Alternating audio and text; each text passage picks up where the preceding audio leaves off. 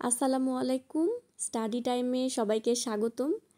আজকে ডে 2তে আমরা যা যা পড়ব সেগুলো প্রথমে লিস্ট আউট করে নিলাম। এই তো আবার গত দিনের মতো প্রশ্ন, জব সলিউশনের 500টা প্রশ্ন এবং সাথে সাথে দুটো সাম্প্রতিক মডেল টেস্ট, যেটা আমি পড়ে ফেলি এবং ওগুলোর ভিডিও করে আমার এই চ্যানেলেই দিয়ে দিই, যেন প্রশ্ন মডেল টেস্টগুলো দেখা যায় এবং সাথে সাথে আবার পড়া যায়, যতবার ইচ্ছা ততবার পড়া যায় এজন্য। তো প্রথমেই ওই তো আমি আগে পরীক্ষা দিয়ে নিয়েছিলাম, তারপরে প্রশ্ন সলভ করছিলাম, করে নোট করছিলাম। সারাদিনে কাজ এবং অন্যান্য পড়াশুনো শেষ করে আমি মূলত রাত্রেবেলায় পড়তে বসেছিলাম। অ্যাকচুয়ালি সন্ধ্যা থেকে বসেছি, সন্ধ্যা মাঝখানে ডিনারের জন্য কিছুটা সময় গ্যাপ গিয়েছে, এরপরে আবার বসেছি। তো প্রত্যেকটা পরীক্ষা দেওয়া এবং সলভ করা এগুলো আসলে রেকর্ড করা সম্ভব হয় না বা করি না, কারণ এখানে মূল উদ্দেশ্য হলো সময়টা ঠিকমতো মেনটেন করতে পারছি কি না, আর দিনের পড়া আমি দিনে কমপ্লিট করতে পারছি কি না এটাকে আসলে ট্র্যাক করা। তো হ্যাঁ, এই 2 দিন, আজকে যেহেতু দ্বিতীয় দিন, প্রথম দিনের পড়া প্রথম দিন হয়েছে, দ্বিতীয় দিনের পড়াও হয়েছে আলহামদুলিল্লাহ। তো এইটাই মূলত দেখার জন্য আমার এত কিছু। তবে সব কিছু আসলে রেকর্ড করে আবার বলতে হয়, ভিডিও অনেক বড় হয়ে যায়, এই জন্য সব কিছু রেকর্ড করা পসিবল হয় না। তো যতটুকু সম্ভব অতটুকুই আমি করার চেষ্টা করি। মাঝখানে কিছু গ্যাপ থাকে, সেই গ্যাপগুলোতে আমি চাই যে তাড়াতাড়ি পড়াশোনায় আবার ব্যাক করতে, ওই গ্যাপে কাজগুলো সেরে সেরে এভাবেই আসলে কন্টিনিউ করতে হয় আমাদের। দেখা যায় যে সারাদিন সকাল থেকে শুরু করে রাত পর্যন্ত অনেক কাজ থাকে, হয়তো বা একটানা টেবিলে বসে থাকা সম্ভব হয় না। এর মাঝেও সময় বের করে নিয়ে মনোযোগ দিয়ে যতটুকু সময় পারা যায় মনোযোগ দিয়ে, সর্বোচ্চ মনোযোগটা দিয়েই পড়াশুনো করা উচিত, তাহলে ফলাফলটা আসলে ভালো পাওয়া যাবে। আর আমি একটা বিষয় ভেবে রেখেছি, মানে ঠিক করেছি আর কি, এই প্রশ্নগুলো সলভ করতে গিয়ে যেগুলো আমি নোট করি আপনাদের অবশ্যই আমি সেগুলো শোনাবো। এতে করে হবে কি, যে প্রশ্নগুলো আপনারা শুনলেও হয়তো বা সবাই পারেন, হয়তো বা কেউ ভুলে যান, হয়তো বা কারো কনফিউশন হয়, একবার করে শুনলে ওটা মনে থেকে যাবে, কারণ শুনলে বেশি মনে থাকে। আর যদি আপনারা আগে থেকে পেরেও থাকেন তাতে শুনতে সমস্যা তো নেই, তাই না? আর আমি যদি একবার পড়াটা রিড আউট করি তাহলে আমারও একবার রিভিশন হয়ে যাবে। আমার মনে হয় এই আইডিয়াটা ভালো। তো এগুলো পড়ার সময় আমি যেগুলো নোট ডাউন করেছিলাম তার কিছু কিছু আমি একটু পড়ে শোনাবো, তাহলে আমার মনে হয় যে এটা সবারই উপকার হবে। হিপোক্রিটিক্যাল এর অ্যান্টোনিম হবে sincere. Be all and end all এর অর্থ সুপ্রিম এইম। এরপর একটা narration, he said let us go for a walk.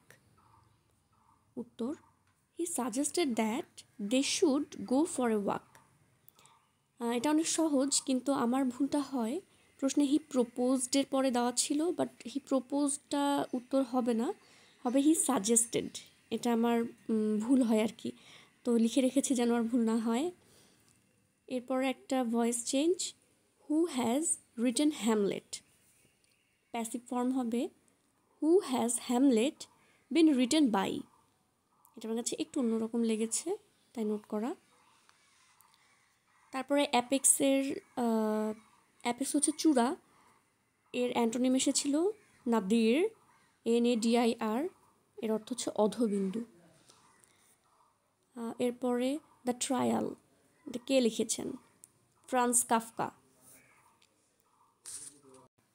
কিউরিওসিটির সাথে নো যদি সম্পর্কিত হয় তাহলে ওন্ডারলাস্ট এর সাথে ট্রাভেল সম্পর্কিত হবে।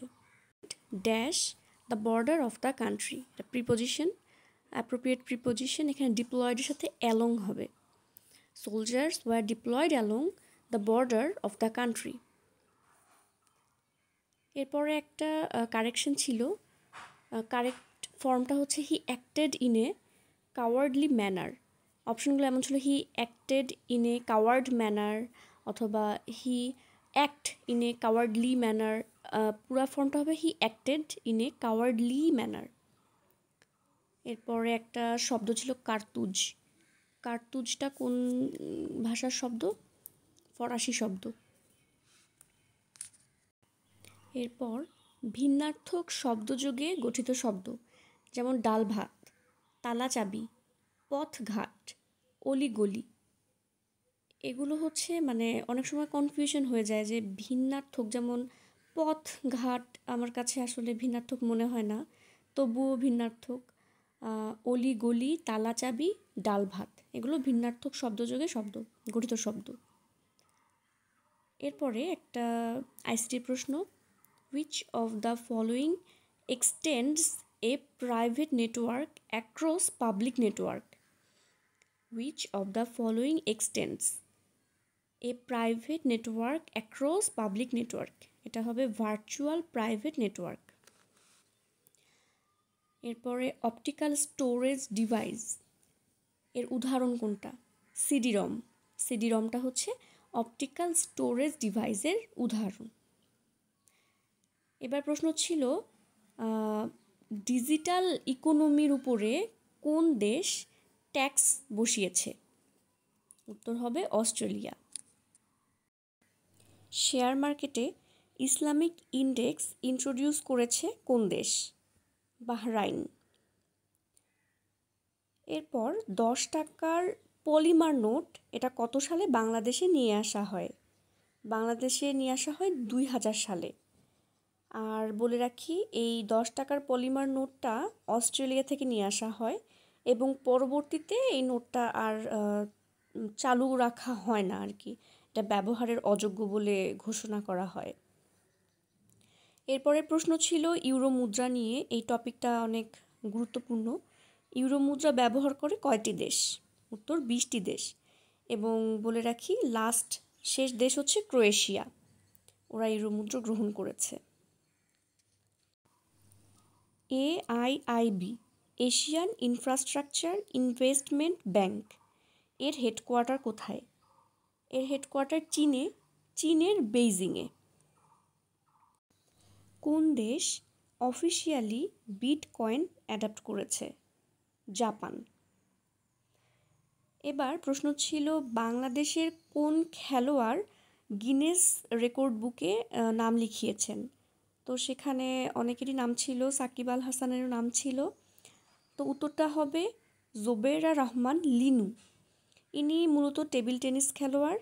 ইনি টানা 16 বার জাতীয় পর্যায়ে চ্যাম্পিয়ন হয়েছেন, তাই এনার নাম গিনেস রেকর্ড বুকে উঠেছে।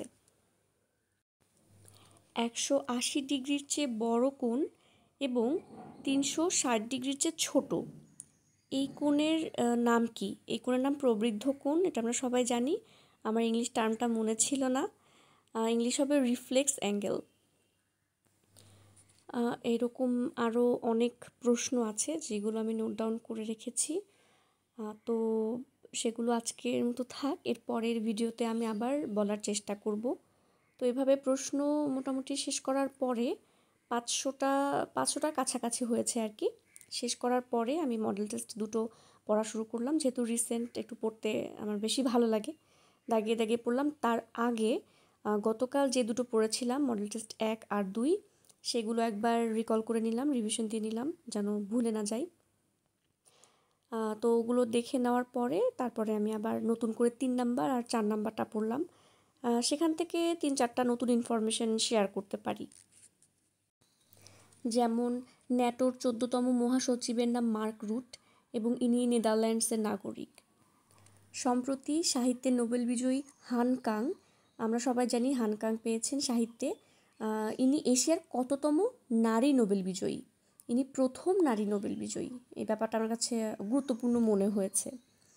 তারপর আরেকটা প্রশ্ন, এটা আমরা সবাই জানি এবং মোটামুটি গুরুত্বপূর্ণ, সব দেখা যাচ্ছে যে পরীক্ষাতেই আসে। 1893 সালে প্রথম নারীদের ভোটাধিকার প্রদান করে কোন দেশ? নিউজিল্যান্ড। বিশ্বের প্রথম কার্বন নিরপেক্ষ শিশুর নাম কি? আদাভি। এরপরে জাতিসংঘে নারী উন্নয়ন বিষয়ক তহবিলের নাম ইউনিফেম, এটা রিপিট কোশ্চেন।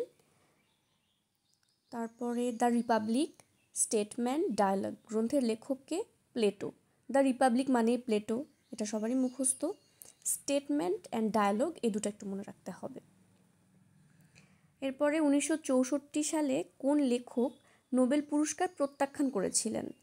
এটা আসলে আমরা ইংরেজি সাহিত্য যখন পড়ি ওইখানে আসলে দেওয়া ছিল, ওখানে আমি পড়েছিলাম। তো ওই প্রশ্নটা দেখি এখানে দিয়েছে জ্যা পল সাঁতরে, ইনি নোবেল পেয়ে ওটা আবার প্রত্যাখ্যান করেছিলেন।